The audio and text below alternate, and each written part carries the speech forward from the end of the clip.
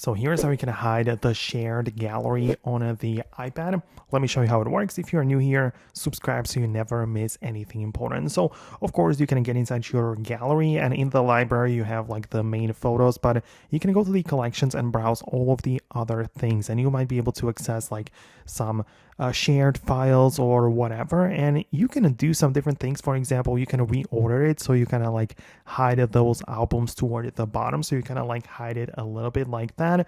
Or you can also just hide individual pictures. For example, you can click on an image, make it full screen, and you'll be able to just click on hide, and it will be part of the hidden album, so it's not going to be visible by anybody else, right? So if you want to hide some specific images, you can also utilize this feature.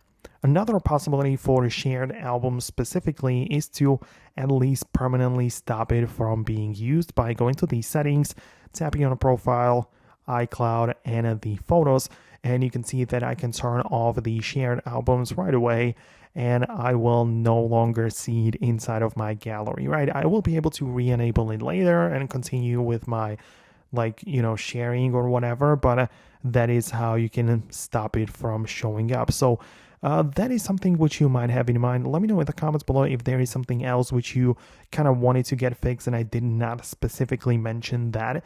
Let me know about it below. It's possible I'll make more videos about it in the future, but for now, that's it.